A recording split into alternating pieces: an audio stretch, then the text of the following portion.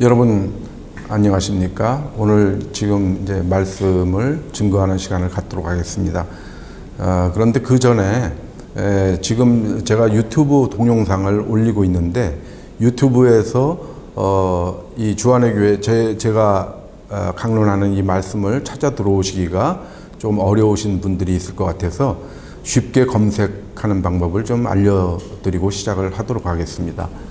유튜브로 바로 들어오실 때는 유튜브 검색창에다가 이렇게 따옴표를 꼭 치시고 이 띄어쓰기 없이 주안의 교회 영어로 CIL Church in Road라는 뜻입니다. 주안의 교회라는 뜻인데 이렇게 주안의 교회 동명교회가 많아서 뒤에 CIL을 이렇게 좀 붙였습니다. 그래서 여러분들이 약간 번거우시더라도 이렇게 하면 바로 들어올 수 있습니다. 그래서 제가 강론한 그 동영상들이 한꺼번에 이렇게 모여 있으니까요. 그렇게 찾아보시면 좋겠고, 그 다음에 인터넷, 뭐 네이버, 이렇게 뭐 구글 이런 데에서는 그냥 검색창에다가 cil.kr 이렇게만 치시면은, 그리고 엔터 하시면은, 바로 이렇게 직접 들어오게 됩니다. 그래서 여러분들이 이렇게 좀 알아두시면은, 편리할 것 같아서, 설교 전에 이렇게 말씀을 드렸습니다.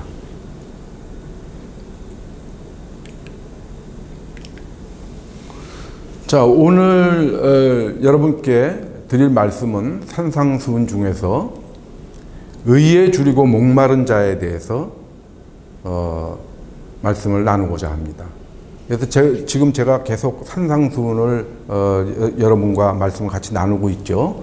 그래서 또 한 번 말씀드리지만 산상수훈의 맨 앞에 나오는 8가지 복에 대해서는 그 복 있는 자들의 그 어떤 상태, 가난한 심령, 애통함, 온유한 마음 이런 것들 기타 등등 쭉 8가지가 나오죠. 그것이 각각 따로따로 있는 것이 아니고 따로따로 있어서 심령이 가난한 자가 천국을 복으로 받고 애통하는 자가 따로 있어서 그들이 위로를 받고 이런 게 아니라는 것을 이제 이 처음에 말씀을 드립니다. 들으신 분들은 알겠지만 처음 들어오시는 분들은 그 개념을 좀 잡으시라는 겁니다. 그래서 8가지 복 있는 자의 앞에 상태, 심령이 가난하고 애통하고 온유하고 의에 줄이고 목마르고 이런 상태들이 우리 성도 안에서 한꺼번에 이루어진다는 것이죠. 동시적으로 이루어지는 그 상태가 우리 성도의 상태입니다. 그런 상태에 있는 성도들이 받는 복 또한 8가지 복이 쭉 나오는데 그것 또한 동시에 같이 이루어지는 것이죠. 같은 내용이라는 것을 여러분들이 미리 이제 마음에 새기고 제 말씀을 따라와 주시면 이해가 쉬우실 겁니다. 그래서 오늘은 의에 대해서 말씀을 드릴 겁니다. 의에 줄이고 목마른 자는 복이 있나니 그들이 배부를 것이며 마태복음 5장 6절에 나오죠. 그래서 의에 줄이고 목마른 자, 의에 대해서 살펴봐야 되고 우리가 배부름에 대해서도 한번 말씀을 나누고자 합니다. 그런데 순서는 의에 대해서 설명할 때 용어 해설을 드릴 거고 2가지 의에 대해서 말씀을 드릴 거고 자기 의에 대해서 말씀드릴 거고 하나님 의에 대해서 말씀드릴 건데 오늘 강론 시간에는 하나님의 의까지는 말씀을 못 드릴 것 같습니다. 왜냐하면 하나님의 의에 대해서 우리가 더 이렇게 중심을 두고 더 면밀히 좀 생각을 해봐야 될 것들이 많기 때문에 그것은 다음 시간에 하도록 하겠습니다. 그래서 의란 무엇이냐? 용어가 이렇게 헬라어에는 디카이오시네라고 되어 있고 여러분들은 외우고 그러실 필요는 없습니다. 그런 뜻이 있다라는 거죠. 그냥 영어 성경에는 righteousness라고 나옵니다. 신약에서는 righteousness에 해당하는 헬라어 디카이오시네가 계속 쓰입니다. 이것은 구약에서는 근데 의에 대해서 이렇게 2가지로 분류가 돼서 용어를 사용하고 있습니다. 영어로는 justice와 righteousness. 히브리어로는 미시타트, 체다카. 정의라고 보통 한글 성경에는 번역되고 있는 이 저스티스는 정의 맞죠? 저스티스. 이렇게 저스트에서 파생된 용어죠. 딱 맞는 그런 뜻이죠. 그렇기 때문에 이거는 좀 율법적이고 법률적인 정의에 사용이 되는 용어죠. 근데 그에 반해서 공의라고 주로 한글 성경에 번역되고 있는 righteousness로 표현되는 이 의는 right라는 것 자체가 방향성 아닙니까? 오른쪽 방향. 그러니까 이 용어는 방향성을 가지고 있는 것입니다. 그래서 요 justice는 딱 규격화된 그런 정의. 그리고 righteousness는 방향성을 갖고 있는 정의라고 보시면은 그렇게 이해하시면 좋을 것 같습니다. 그래서 정의와 공의에 대한 이제 단어가 나오는 성경 구절이 있는데 이사야서죠. 이사야서 56장에 너희는 정의를 지키며 의를 행하라 이렇게 나오죠. 여기서 정의는 미시타트, 아까 justice라고 표현되는 겁니다. 그러니까 이렇게 딱 정해져 있는 규격화된 율법이나 이런 거니까 그거 지키라는 거죠. 그 다음에 의를 행하라. 이건 righteousness입니다. 그러니까 방향성을 갖고 있는 것이죠. 옳은 방향의 일을 행하라는 겁니다. 그런 이제 그런 구분되는 의미가 있죠. 그래서 보면은 제가 지난주에 그 애통하는 자를 얘기했을 때 그 아본이라는 거 있지 않습니까? 죄성. 나의 죄악과 내 죄를 슬퍼한다고 그렇게 했죠. 그때 죄악은 뭡니까? 아본. 의의 righteousness에 좀 반하는 그런 개념이죠. 그게 충돌하는 개념입니다. 그리고 정의, 이 미시타트, 딱 정해진 율법, 이것을 지키지 않는 상태가 뭡니까? 하타트. 애통하는 자에 대해서 말씀드렸죠. 그것이 어떤 구체적인 죄를 범하는 것들을 하타트라고 그랬죠. 그래서 그거하고 이렇게 대비해서 보시면 좋을 것 같습니다. 그래서 공의에 대해서 체다카에 대해서 예레미야서에서 예수님을 예언하는 말이 나오고 창세기에 아브라함의 의 나오죠. 이건 다 공의, 의, righteousness입니다. 우리가 두 가지 의를 보겠습니다. 의에는 두 가지 의가 있습니다. 성경에 나오는 의. 첫 번째는 하나님의 의고 두 번째는 자기 의입니다. 로마서 10장에 하나님의 의를 모르고 자기 의를 세우려고 힘써서 하나님의 의에 복종하지 아니하였다고 이렇게 기록되어 있죠. 그래서 우리가 분명히 하나님의 의와 자기 의가 있다라는 것을 알 수 있습니다. 근데 자기 의에는 세상의 의가 있고 율법의 의가 있습니다. 이 세상의 의는 세상의 철학, 윤리 이런 것들을 따르는 것이죠. 율법의 의는 이때 당시 예수님 오셨을 때 유대인들이 철저히 지켰던 의입니다. 율법의 의는. 그래서 이 당시에 있었던 사람들은 세상의 의와 율법의 의를 다 체득하고 있었습니다. 자기 의 중에서 세상의 의를 잠깐 보겠습니다. 이 마이클 샌델이 정의란 무엇인가라는 책을 2014년에 발간을 했죠. 그때 미국에서는 한 10만 부 팔렸고 우리나라에서는 발간하자마자 1년 사이에 100만 부 팔렸습니다. 이 미국 사람인데 하버드대 교수인데 그만큼 우리나라 사람들이 정의나 공정이나 이런 거에 대해서 관심이 많은 사람들이라는 걸 좀 알 수 있습니다. 그래서 이 정의란 무엇인가라는 게 책 제목인데 묻고 있죠. 정의가 무엇이냐? 근데 해답을 얻었는가 과연? 거기에 대해서 우리가 잠깐만 살펴보고 가겠습니다. 그래서 정의에 대해서 얘기한 철학자들을 이렇게 6명을 제가 써놨습니다. 마이클 샌델이 이 책에서 언급한 칸트, 벤담, 롤스, 아리스토텔레스 그리고 언급하지 않은 플라톤까지 이렇게 돼 있는데 이 플라톤과 아리스토텔레스는 예수님이 오셨을 때 당시에 그때 사람들한테 상당히 영향을 미치고 있었던 그 철학자들입니다. 왜 그러냐면 플라톤은 소크라테스의 제자죠. 또 아리스토텔레스는 플라톤의 제자죠. 근데 아리스토텔레스는 누구의 스승이었습니까? 알렉산드로스. 여러분들이 알렉산더 대왕이라고 알고 있는 알렉산드로스죠. 그 사람의 스승이었습니다.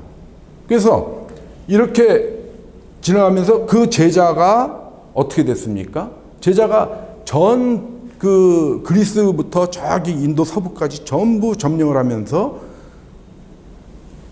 헬레니즘 시대를 열었죠. 그 헬레니즘 시대, 그러니까 그리스 문화가 지배하는 시대가 헬레니즘 시대죠.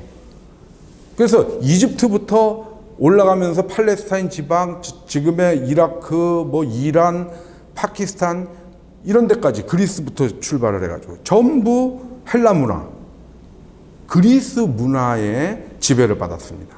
그래서 300년 정도 지속됐습니다. 우리가 일제 36년 동안에도 36년 일제의 지배를 받았는데도 엄청나게 그 문화의 영향을 많이 받았죠. 외색 우리가 빼내려고 얼마나 노력했습니까? 그런데 무려 300년입니다.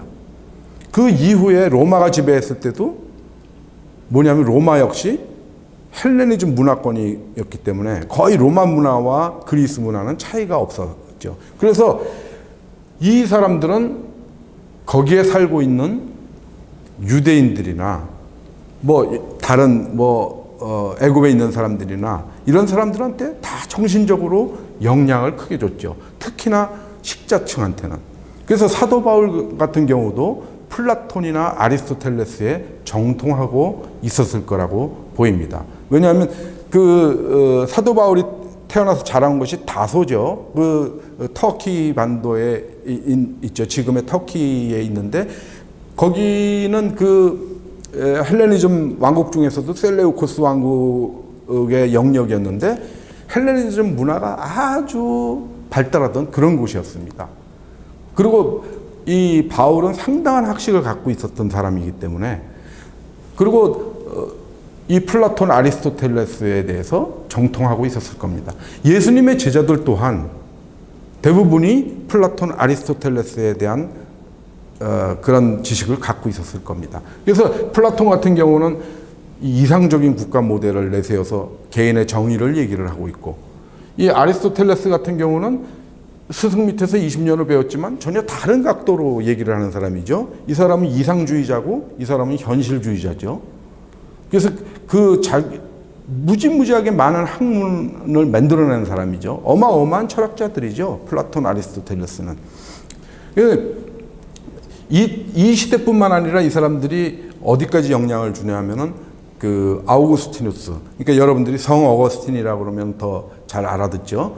그 사람이 신국을 쓴 사람이죠. 어거스틴이. 그 사람의 한테도 플라톤 철학이 영향을 준 거고, 또 중세시대 토마스 아퀴나스 신학 대전을 쓴 아주 커다란 신학자죠. 그 사람한테는 아리스토텔레스의 철학이 영향을 상당히 줬습니다. 그래서 사실은 어떻게 보면은 이 신학이라는 것, 신학적 교리라는 것, 굉장히 복음을 아주 체계화시키는 과정에서 어려운 철학을 끌어다 쓰는 것들, 거기에 우리가 잘못 매몰되면은 신학 우선주의, 교리 우선주의 이런 쪽으로 가면은 우리가 복음으로부터 가려질 위험성이 상당히 있습니다. 왜 그러냐면은 이 사람들의 책이, 이 사람들의 철학이 필요 없다라고 생각하는 건 아닙니다. 젊은 시절에 철학책을 여러분들이 읽기를 권합니다. 왜 그러냐면 철학적 사고를 할 수 있는 어떤 체계를 제공해 주기 때문에 그렇죠. 그렇긴 하지만 이 사람들이 얘기했던 것들이 정의에 대한 결론을 내리고 있습니까? 죄 많은 우리를 천국으로 이끌어가는 길잡이 노릇을 하고 있습니까? 전혀 그렇지 않죠. 그렇기 때문에 이 세상의 의를 얘기했던 이분들의 말씀은 우리가 그냥 우리 복음을 이해하는데 조금 보탬이 되는 식으로 공부를 좀 하는 것이 좋습니다. 그래서 이분들은 고대의 철학자들이고, 여기 칸트부터 샌델까지는, 여기 칸트, 벤담은 근대 사상가들이죠. 근대 철학자들이죠. 이 롤스하고 샌델은 현대 철학자입니다. 이분들에 대해서 간단히 얘기를 하더라도, 요것만 얘기를 해도 1시간이 더 넘습니다. 그래서 그냥 간단히 얘기를 하면은, 칸트는 뭐냐면 양심을 중요시합니다. 우리가 선언적으로 옳고 그름을, 무엇이 정의고 무엇이 불이라는 것을 안다는 겁니다. 거기에 의해서 판단하라는 겁니다. 그 양심이 너한테 명령하는 것, 그 정언명령이라고 그러는데, 그것에 따라서 행동하는 것이 정의다라는 겁니다. 거기에 연관된 성경 구절이 있습니다. 그 칸트의 철학을 지지해주는, 물론 칸트가 그 구절을 잘 알겠죠. 그 구절에서, 그래서 로마서 2장 14절, 15절에 나옵니다. 그러니까 자율과 양심에 대해서. 그러니까 이방인들은 거기에 의해서 판단을 하게 된다라는 그런 얘기죠. 벤담은 여러분들이 공리주의라고 그 학교 다닐 때 배웠죠. 이 사람은 정의를 어떻게 보냐면 사회적 정의를 얘기하고 있죠. 뭐냐면 사회적 정의라는 거는 행복량이 늘어나면 늘어날수록 사회적 정의는 이루어지는 거다. 그래서 최대 다수의 최대 행복을 얘기하는 사람이고, 롤스는 여러분들이 귀에 익숙한 기회가 평등하고 과정이 공정하고 그 결과가 정의로울 것이다라고 제시한 사람이 존 롤스죠. 그래서 이 존 롤스는 기회 평등인데 실질적으로 기회가 평등한 기회가 주어지느냐에 관점을 두고 있고, 공정 또한 사회적 약자를 얼마만큼 배려하는 속에서 경쟁을 시키느냐라는 문제를 제시하고 있습니다. 그래서 보면은 우리가 사회적 약자라는 것은 그냥 원래 정해져 있는 것이 아니죠. 내가 사회적 강자였을지라도 언제 약자가 또 될지도 모릅니다. 사업을 잘 하던 사람도 어느 순간에 막 집에 들이닥쳐서 딱지 붙이는 경우도 있고 그렇죠. 그래서 내 상황이 어떻게 변할지 모르는 이 불확실한 인생살이를 할 때, 거기 어떤 그 사회적 약자로 추락했을 때 그 사람들이 제기할 수 있는 발판을 사회 시스템이 갖춰주고 보장할 수 있느냐라는 그런 문제 제기를 하는 사람이죠. 그래서 이것은 보면은 성경에 고린도후서 8장 13절 14절에 나와 있는 연보의 목적에 대한 것과 굉장히 흡사합니다. 거기 고린도후서 8장 13절 14절에서는 무엇을 얘기하고 있느냐면, 네가 지금 넉넉할 때 부족한 사람들을 도와주는 거다, 연보는. 그러면 나중에 네가 부족할 때 그 사람들이 너를 도와줄 수 있다. 서로 그렇게 어려운 데 있는 사람을 도와서 그 사람이 다시 일어설 수 있게, 너를 도울 수 있을 정도만큼 그 사람이 일어설 수 있게 해주는 거다. 그런 식의 사회 보장을 얘기를 하고 있죠. 샌델 같은 경우는 아리스토텔레스하고 입장이 거의 비슷한데, 명확히 이렇게 물어놓고, 이런 책 제목을 이렇게 달아놓고 굉장히 모호하게 책을 끝내죠. 결론을 못 냅니다. 그러니까 뭐냐면은, 세상의 의라는 것은 각자 자기 눈으로 이것이 정의다라고 얘기를 했지만, 그 정의에 대한 정의가 우리의 지식에 불과하게 되는 것이고, 진정한 해법을 주지 못했다라는 것이죠. 그래서 우리가 하나님의 의를 우리가 생각해 볼 수밖에 없는 것입니다. 세상의 의와 하나님의 의는 어떻게 다른가? 그런 것들을 우리가 따져봐야 되죠. 그러나 오늘 이 시간은 자기 의에 대해서 조금 더 생각을 해보겠습니다. 세상의 의가 있고 자기 의에서는 율법의 의가 있다고 그랬죠. 율법의 의는 행위를 의지한 의입니다. 율법을 행했을 때 생겨나는 의죠. 율법을 행했을 때 생겨났다고 생각하는 의입니다. 그거하고 반하는 개념은 무엇입니까? 믿음에서 난 의죠. 그래서 로마서 9장에서는 이렇게 분명히 얘기하고 있죠. 의를 따르지 아니한 이방인들이 의를 얻었으니 곧 믿음에서 난 의요. 의가 뭔지 몰랐던 사람들입니다. 이방인들은. 그렇지만 하나님을 믿게 되고 예수 그리스도를 믿게 되고 그 후에 뭐냐 하면은 믿음으로부터 난 의를 갖게 됐다는 것이죠. 그런데 이스라엘 사람들은 의의 법을 따라갔다는 거죠. 무슨 의? 율법의 의.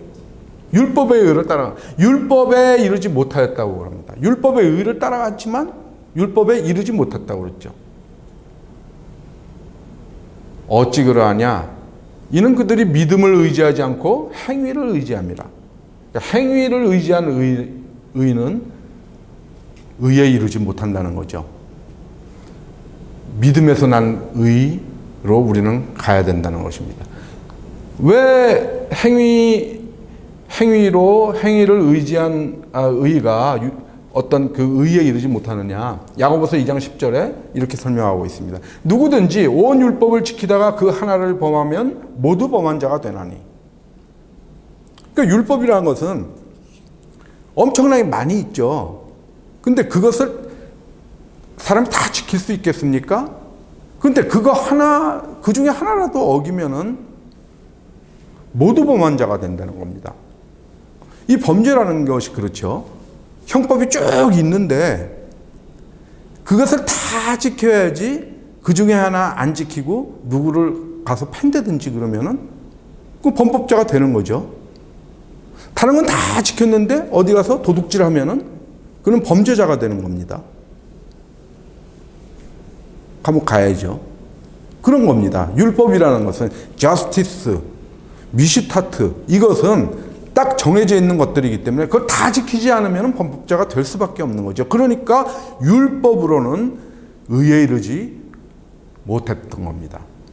그런데 지금 우리는 어떻습니까? 우리는 형법상 이런 상태에서 우리가 범죄자입니까? 아니죠. 우리는 그런 범죄를 저지르지 않은 사람들이죠. 그런데 왜 이렇게 얘기했을까요? 율법이 너무 많기 때문에 그렇습니다.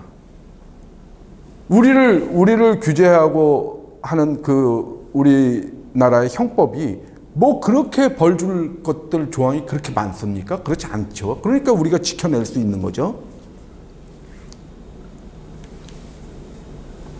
그래서 율법이라는 것은 율법의 행위로 그의 앞에 의롭다 하심을 얻을 육체가 없나니. 왜요? 하나라도 어기면은 온 율법을 어기는 게 되니까 율법의 행위로 그의 앞에 의롭다 하심을 얻을 육체가 없는 겁니다. 그런데 그 율법은 뭡니까? 죄를 깨닫게 한다는 것이죠. 어떤 법이 있어야 우리가 내가 이거를 어긴 사람이구나를 알게 되죠. 율법의 역할은 그런 거라는 겁니다. 그래서 로마서 5장 20절에도 나오죠. 율법이 들어온 것은 범죄를 더하게 하려 함이라. 범죄를 갖다가 엎어 씌우는 게 아니죠. 율법이 범죄를 막 뒤집어 씌우는 것이 아니고 율법으로 보고 내가 죄인이구나라는 것을 더욱더 느끼게 된다는 것이죠. 죄를 자각하게 된다는 것입니다. 그래서 뒤에 말이 그러나 죄가 더한 곳에 은혜가 더욱 넘쳤나니 이렇게 나오죠.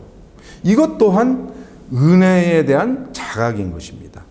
내가 이렇게 넘치는 죄를, 이렇게 많은 죄를 진 나한테 그것을 다 커버해주는 은혜가 있구나 하는 것입니다. 죄가 더한 곳에 은혜가 더욱 넘쳤다고 그러니까 찾아다니면서 죄 짓고 은혜 많이 받으려고 그러면 안 되겠죠. 애통하는 자를 제가 말씀드릴 때도 말씀드렸죠. 사도 바울 같은 분이 뭐냐면은 점점 그 AD 50년부터 65년까지 사이에 자기가 점점 자기를 낮추면서 끝에 가서는 내가 죄인 중에 괴순이라 이렇게 고백을 하죠. 그런데 그분이 죄를 자꾸 더 했습니까? 그것은 아닙니다. 하나님 뜻대로 살고자 부단히 노력하고 애통하고 회개하고 그랬던 사람이 사도 바울이죠. 그런데 왜 그렇게 고백합니까? 내가 죄인 중에 괴수라고? 아무리 내가 하나님께 가까이 가고자 살더라도 내 죄의 무게가 크구나. 분명한 죄의 자각이기 때문에 그럼에도 불구하고 하나님께서 은혜로 나를 이 죄를 속량해 주시는구나. 그러니까 그 은혜의 크기가 너무 크다는 것입니다. 그것을 자각한다는 겁니다. 이 로마서 5장 20절은 죄의 자각이면서 은혜의 자각이기도 합니다. 그래서 이 넘쳤다라는 말씀도 제가 들었죠. 이렇게 딱 맞게 해주시는 게 아니고 하나님의 은혜는 항상 더 넘쳐나게 해주십니다. 5,000명 남자만 세가지고 5,000명 모여 있을 때 배고픈 5,000명한테 딱 맞게 5,000명 배부르게 해주신 게 아니고 12광주리가 남게 그렇게 하셨죠. 똑같은 넘쳤다. 광주리 남았다라는 게 다 헬라어 페리시오입니다. 페리시오의 개념. 은혜는 넘친다.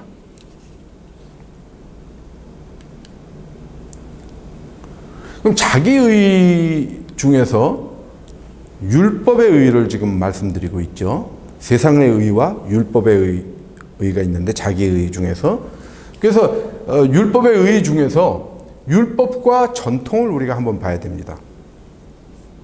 율법 중에 가장 근간이 되는 것은 모세오경, 토라죠. 모세오경. 창세기, 출애굽기, 레위기, 신명기, 민수기, 신명기. 이 5가지가 모세오경이죠. 이 모세오경이 있는데 또 미시나라는 게 있고 탈무드가 있습니다. 탈무드는 여러분들이 잘 아시죠? 탈무드에 대해서 많이 들어보셨죠? 미시나는 좀 낯설은 말일 겁니다.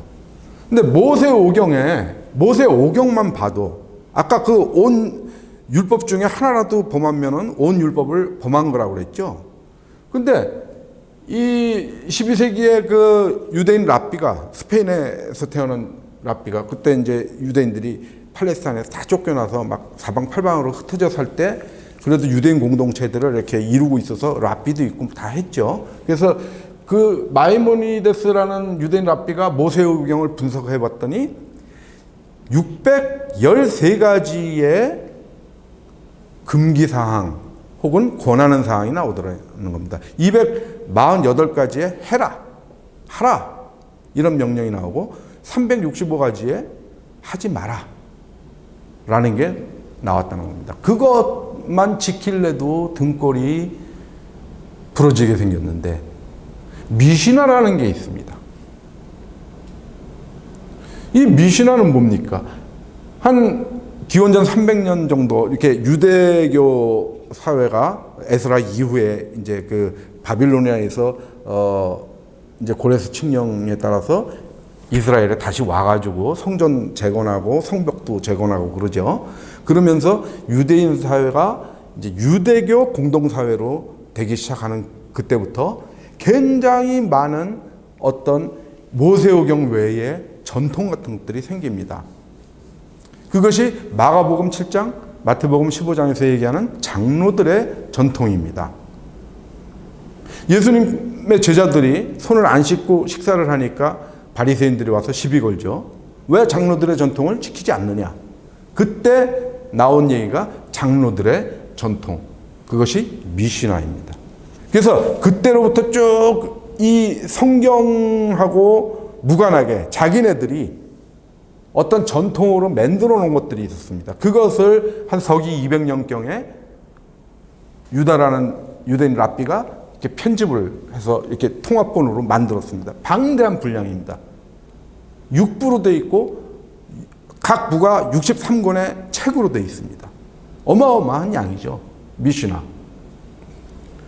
그래서 이것이 장로들의 전통이요. 예수님께서 하나님의 계명을 버리고 사람의 계명으로 교훈한다.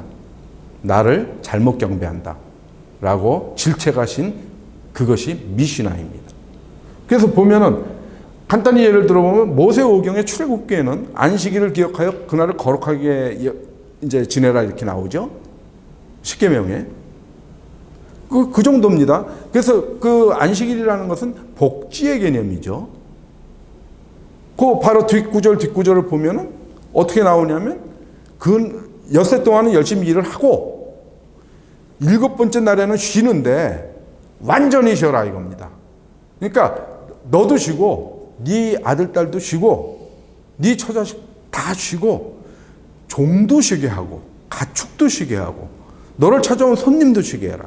그러니까 일주일에 한 번은 휴식을 취해라라는 복지의 개념인데 그 사람들을 편하게 해주기 위해서 안식일을 하나님께서 선으로 제정하신 것인데 미시나에는 어떻게 나옵니까? 5만 가지 규제를 다 합니다. 안식일에 대해서. 지켜야 할 것이 너무도 많습니다. 안식일 날 갈 수 있는 거리가 정해져 있고 들 수 있는 무게가 정해져 있고 5만 실생활에 제약을 다 걸어놓습니다. 안식일을 기억하여 거룩하게 지내라고 한 그 한 말에 대해서 한 말씀에 대해서 엄청나게 많은 것들을 제약을 걸어놓고 있습니다. 그래서 예수님께서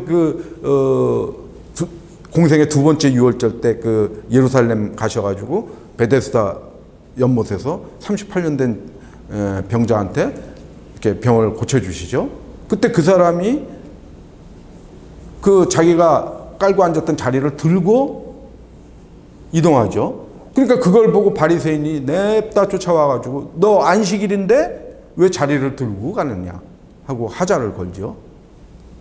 아마 그 안식일에 옮길 수 있는 어떤 저거를 넘어선 거겠죠. 그렇습니다. 그렇게 이 시대의 유대인들은 율법뿐만 아니라 전통에 의해서도 얽매여 있었던 사람들입니다. 자유를 찾지 못하고 있었던 사람입니다. 탈무드는 무엇입니까? 이 미시나가 발간된 뒤에 서기 한 500년경에 탈무드가 만들어지는데 미시나에다가 해설을 붙인 겁니다. 수고하고 무거운 짐 지고 있는 자들한테 짐 하나 더 얹어놓는 거죠. 탈무드는. 그래서 미시나 플러스 게마라. 그래서 미시나는 반복이란 뜻이고 게마라는 보완이란 뜻인데 그걸 합쳐서 탈무드는 뭐냐면 학습이란 뜻입니다. 공부한다. 근데 이제 우리가 탈무드가 서점에 나와 있는 것들이 있는데 그 탈무드는 굉장히 괜찮은 책입니다. 왜 그러냐면 탈무드는 많은 교훈도 포함하고 있습니다.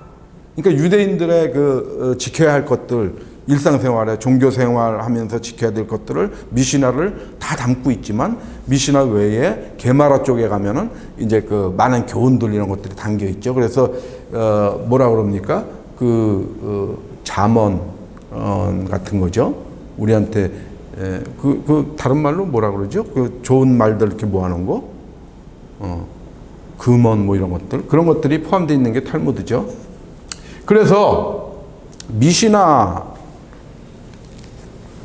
마가복음 7장을 보면은 이러저러하고 이제 예수님께서 바리새인들을 한테 훈계를 하시는데 7장 13절을 보면은 뭐라고 나오냐면은 너희가 전한 전통으로 하나님의 말씀을 폐하며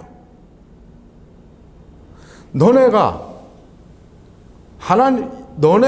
만든 전통으로 하나님의 말씀을 폐한다라는 겁니다. 하나님의 말씀은 무엇입니까? 사랑의 말씀이죠.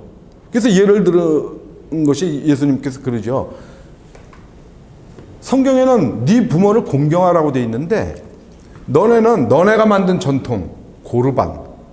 뭐냐면 내 재산을 하나님께 의탁했다 하면은 아무 데도 쓸 수 없게. 그렇게 하는 제도가 고르반이죠. 거기다 맡겨놓고 은행 같은 데다 넣어놓고 그 어려운 상태에 있는 부모를 전혀 돌보지 않는다라는 것이죠. 그러면 하나님의 뜻은 무엇이었느냐? 네 부모를 공경하라 였지 않느냐? 근데 너네 전통으로 하나님의 말씀을 너네가 폐한다. 그렇게 질책하고 있는 것이죠. 그러니까 예수님께서 율법을 끝내버리시는 겁니다. 이런 전통, 율법, 전통 이런 것들 다 예수님께서 끝내버리시는 것이죠. 그래서 율법의 마침, 그리스도는 율법의 마침이 되시는 겁니다. 그리스도는 모든 믿는 자에게 의를 이루기 위해서 하나님의 선하신 뜻, 그것을 이루기 위해서 율법 끝. 율법 끝났다. 내가 오므로 율법 끝났다.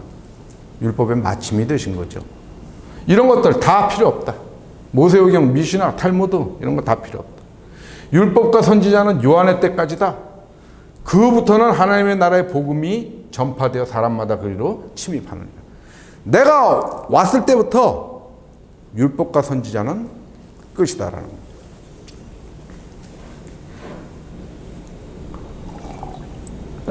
왜? 예수님께서는 우리에게 자유를 주러 오신 분입니다. 진리를 알지니 진리가 너희를 자유롭게 하리라. 어디로부터? 진리 아닌 것들로부터. 이런 것들 진리 아닌 것들이죠.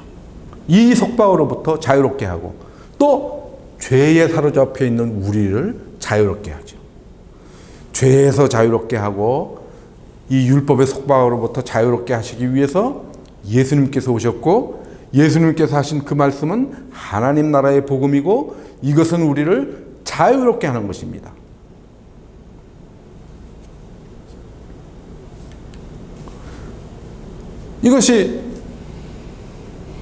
이것이 하이라이트죠. 율법을 마치는, 율법의 마침이라는 것에 성경에서 가장 중요한 말씀이 여기 써져 있는 것이죠. 마태복음 22장에 예수께서 이르시되 내 마음을 다하고 목숨을 다하고 뜻을 다하여 주 너의 하나님을 사랑하라. 이게 첫째 계명이다. 둘째도 똑같은데 내 이웃을 내 자신같이 사랑하라. 이 두 계명이 율법과 선지자의 강령이니라. 율법과 선지자는 구약이라는 것을 여러분들은 잘 알고 계시죠? 옛 언약입니다. 이 율법과 선지자, 곧 구약에서 필요한 말은 딱 두 문장이라는 겁니다. 주 너의 하나님을 사랑하라. 내 이웃을 내 자신같이 사랑하라. 이걸로 끝이다.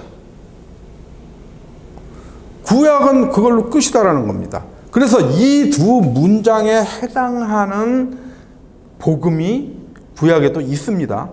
사랑의 복음이 있습니다. 우리 영생에 필요한 복음들이 있습니다. 그것만 필요하다는 겁니다.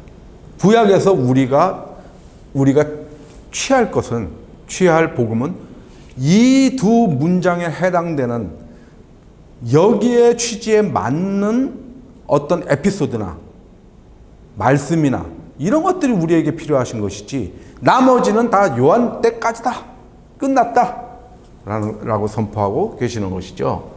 그래서 보면은 주 너의 하나님을 사랑하라 이렇게 했는데 어떻게? 네 마음을 다하고 목숨을 다하고 뜻을 다하여.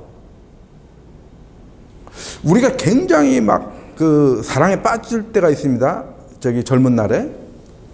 그래서 아주 내가 사랑하는 이성을 만났을 때 우리가 마음을 다하고 목숨을 다하고 뜻을 다하여 사랑합니까? 그렇지는 않죠.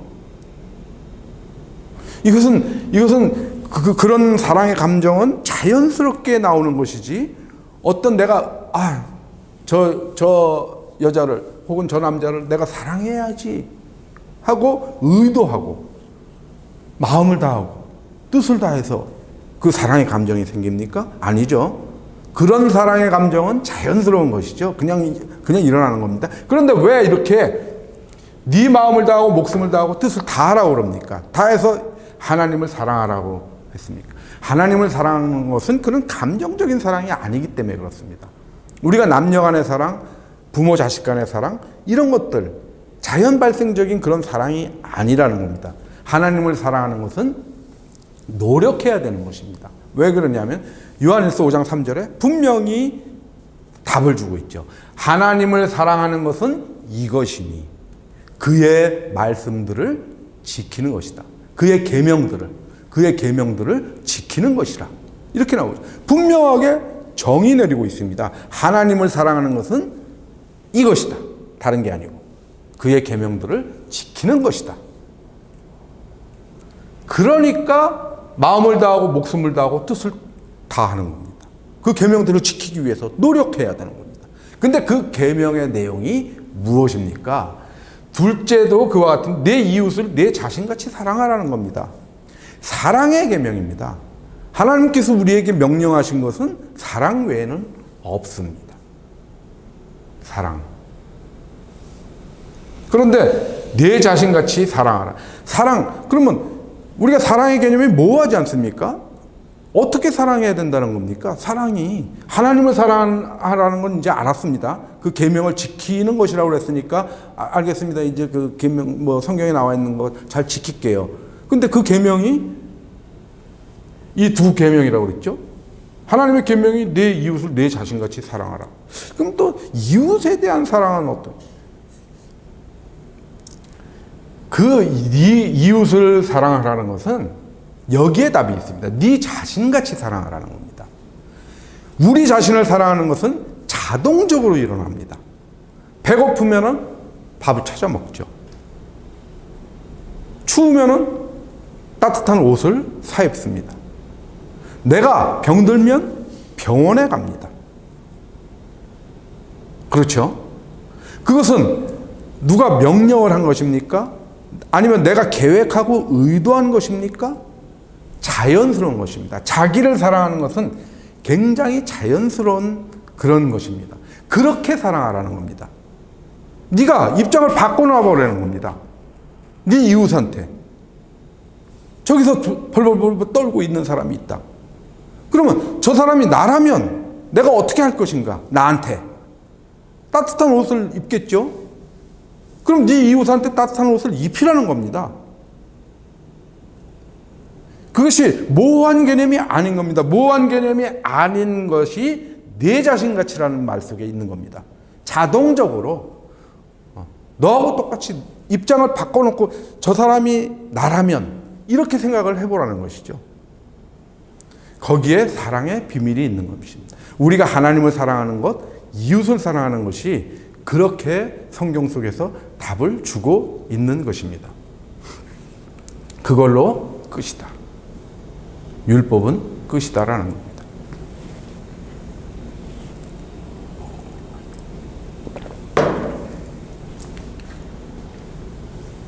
자기의에 대해서 우리가 보고 있죠. 율법의 의를 받고 자기의를 세웁니다. 바리새인의 예가 나오죠. 바로 전절에 예수님께서 너희는 하나님과 재물을 겸하여 섬길 수 없느니라 그랬더니 돈을 좋아하는 바리새인들이 웃기는 소리 하고 있네. 그러죠. 속으로. 그러니까 예수님께서 이 비웃는 자들에게 너희는 사람 앞에서 스스로 옳다 하는 자들이다. 바리새인들이 그런 사람들이죠. 자기 제일 잘났죠. 자기는 헬라 철학, 아까 플라톤, 아리스토텔레스의 철학에도 능통한 사람들이고 율법에도 또 미시나 탈무드 이런 거에도 능통한 사람들입니다. 그러니까 자기네들이 제일 의롭고 잘났습니다. 일주일에 2번씩 금식하고 11조 따박따박 내고 그런 사람들입니다. 그러니까 자기는 많이 배우기도 했고 행실로도 그렇게 율법을 따라서 열심히 사는 사람들이니까 의롭다. 사람 앞에서 스스로 옳다 한다. 그런데 하나님은 어떻게 하십니까? 이런 자들을 미워하신다는 거죠. 그래서 누가복음에 또 나오죠. 또 자기를 의롭다고 믿고 다른 사람을 멸시하는 자들에게 이 비유로 말씀하시되. 그 다음에 이 비유는 제가 생략했는데 애통하는 자 할 때 제가 이 비유를 설명을 드렸죠. 바리새인하고 세리가 성전에 같이 올라가서 기도를 하는데 세리는 자기 죄를 알고 나는 죄인으로서이다. 하나님이 나를 불쌍히 여기소서 하면서 가슴을 치죠. 죄를 아니까 애통을 하죠. 바리새인은 어떻게 기도합니까? 하나님한테 잘난 체 하면서 기도를 합니다. 자기는 아주 의로운 자라는 겁니다. 그러니까 뭐라고 하십니까? 자기를 의롭다고 믿고 다른 사람들을 멸시하는 자들한테는 그들은 아니고, 그들은 아니야. 이 사람이 의로운 거야. 아무것도 내세울 거 없는 사람. 그냥 죄만 진 것 같은 사람. 그러나 자기 죄를 분명히 의식하고 애통하고 하나님한테 긍휼을 구하는 그 사람. 이 사람이 의롭다. 그래서 성경은 경고합니다. 기록된 바 의인은 없나니 하나도 없으며, 하나도 없습니다. 여기서 강론하고 있는 저 엄청나게 거리 멉니다.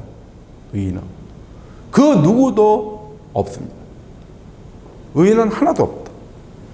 전도서에서도 나오죠. 의인은 세상에 없다. 그런데 의인인 척 하지 마라. 잘난 체 하지 마라. 거룩한 척 하지 마라. 강대상에서 성도들을 향해서 거룩한 척 하지 마라. 하나님과 성도 사이에 있는 어떤 그런 존재인 척 하지 마라. 네가 하나님의 말씀을 깨우쳐서 네가 하나님의 말씀을 전하고는 있지만 똑같은 성도여 의롭게 되고자 노력하는 존재지 네가 의로운 자인 척 하지 마라 라는 경고죠. 로마서하고 전도서가 분명히 경고하고 있습니다. 바리새인들처럼 그렇게 하지 말라는 겁니다. 자기의에 대해서 말씀드립니다. 계속해서 말씀드리고 있습니다. 잘못된 지식에서 비롯한 의입니다. 자기의는 잘못 배워서 생긴 의입니다. 그래서 첫 번째로 다뤄야 될 게 무지의 열심. 무식한 사람이 부지런하면 굉장히 위험합니다. 무식한 사람은 그냥 게으른 게 낫습니다. 아무 일 안 하는 게 낫습니다.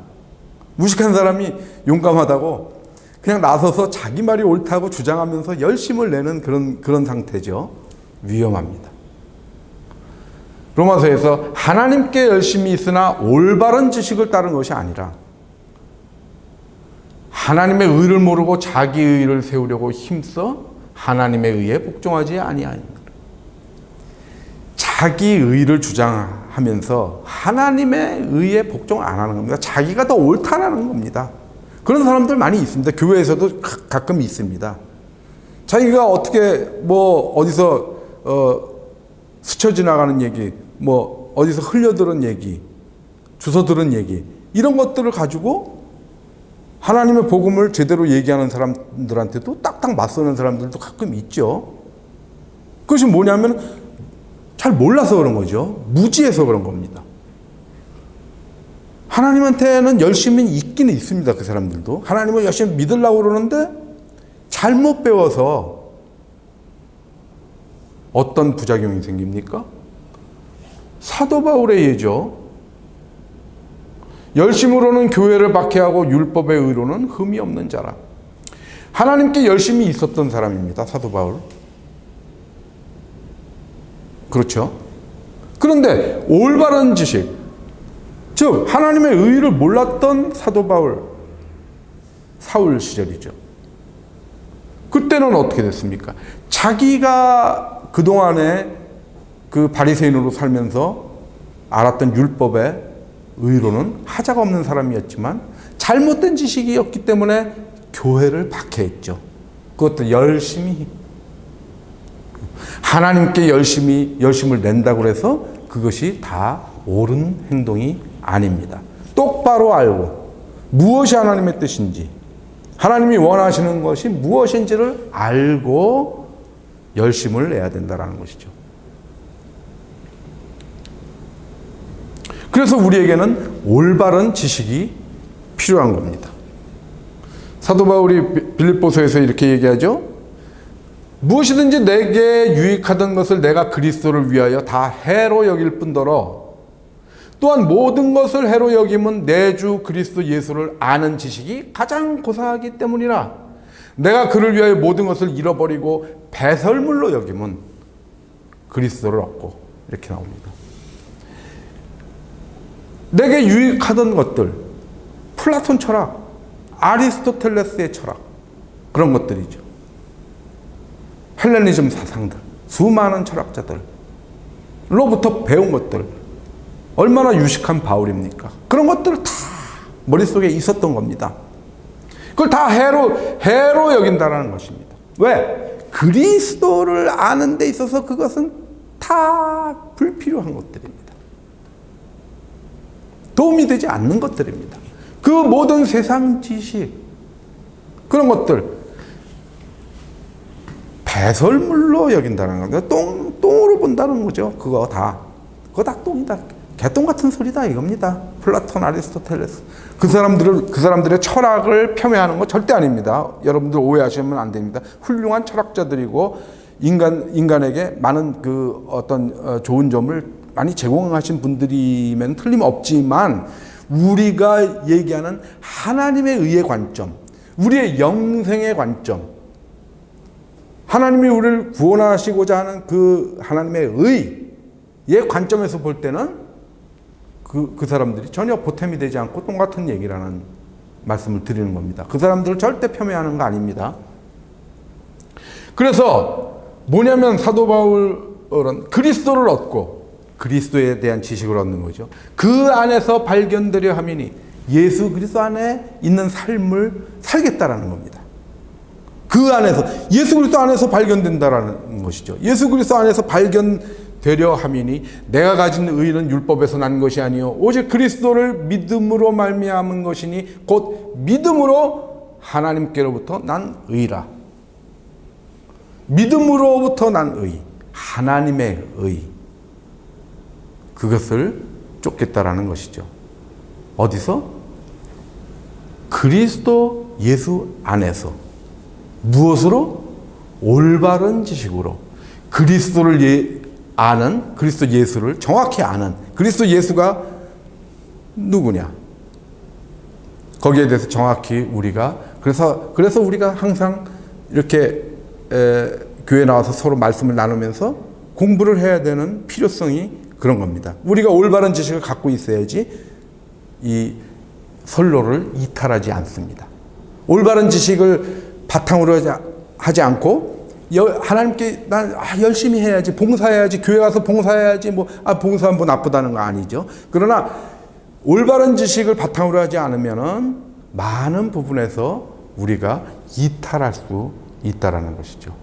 그래서 항상 우리는 예수 그리스도에 대한 지식을 쌓기를 원하고 공부하고, 우리의 삶은, 우리의 생활은 그리스도 안에서 발견되어지는 그런 삶, 그리스도 안에 있는 삶, 즉 사랑을 베푸는 삶이죠. 그리스도 안에 있는 삶은 어떻게 사랑해? 내 이웃을 내 자신과 같이 그렇게 사랑하는 삶, 그것이 그리스도 예수 안에서 사는 삶이죠. 그래서 결국은 어떻게 됩니까? 우리가 하나님께로부터 난 의를 우리가 얻게 되는 것입니다. 오늘 말씀은 여기까지 드리도록 하겠습니다. 다음 시간에 우리가 본격적으로, 그러면은 우리가 믿음으로 얻은 하나님의 의는 무엇이냐, 하나님의 의에 대해서 본격적으로 말씀을 나누는 시간을 다음 시간에 갖도록 하겠습니다. 하나님의 의는 모든 믿는 자에게 구원을 주시는 하나님의 능력이다. 여기까지만 말씀을 드리겠습니다. 그래서 우리가 이 의를 얻기 위해서 항상 그리스도 안에 있는 삶을 살아가도록 노력하는 저와 우리 성도 여러분들이 되시기를, 예수님께서 그렇게 또 인도해 주시고 동행해 주시기를 예수 그리스도 이름으로 기도드립니다. 아멘.